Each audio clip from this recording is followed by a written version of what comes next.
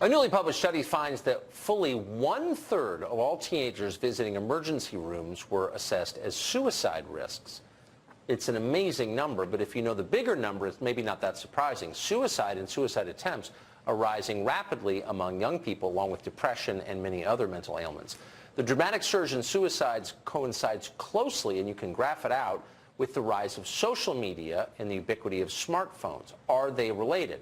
And if they are related, as they appear to be, why aren't lawmakers doing something about it right now?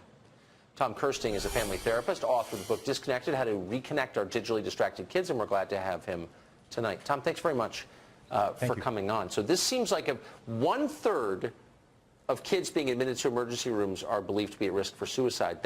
I don't know what to say about that number. Are you surprised by it? It's frightening. I actually am surprised by it. I didn't think it was that bad. I want to explain why, okay? So when you look at pre-adolescence and adolescence, that's an important developmental stage, okay? Your hormones are changing. You're trying to figure out who you are, where you fit in, who your friend group is. It's a built-in sort of insecurity. It's an important transition into adulthood, okay? And it's something that kids need to navigate in order to grow and learn and become sufficient adults. Now, you add to the equation what I call the modern-day weapons of mass destruction, these smartphones, with all of the social media, and now these kids have a platform where they're constantly comparing themselves to others, where they're constantly getting feedback or seeking feedback from the outside world, and it's compromising their self-esteem. Because self-esteem, which is how you feel about yourself, your happiness and your joy, is never anything that can be gotten from the outside world. It can only come from the inside. It's an inside-out thing, not an outside-in thing.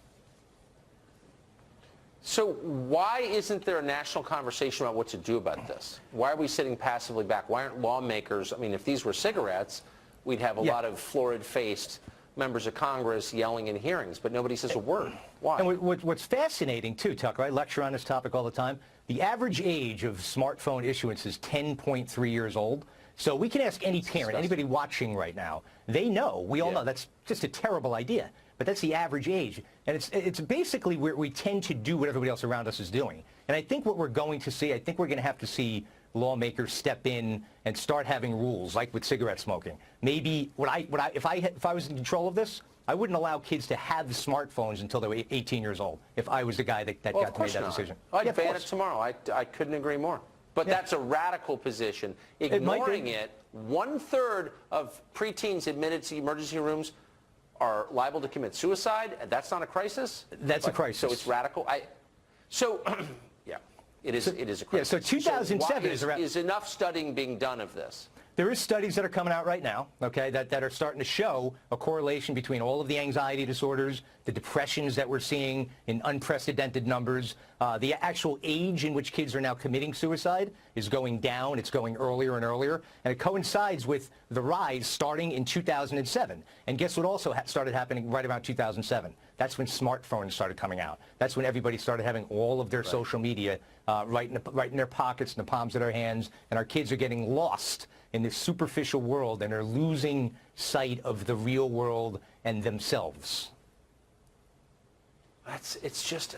It's amazing that, in 1964, it was very controversial, the Surgeon General's warning on packs of cigarettes. People said, well, it's not really established. You really feel like we're there right now. There are people who say, well, we don't really know, and it's blindingly obvious what's happening. It really is. And, you look at big tech. The tech industry has a tremendous amount of power. And they have, their goal is to get eyeballs as long as possible on their products. And they want to recruit these individuals when they're young. And 10 years old, think about that. 10.3 years old is the average age that kids are getting smartphones. That's absolutely crazy. Well, I hope they're sleeping well, the people who are selling this garbage. Tom, thank you very much. Thank you, Tucker. Good seeing you.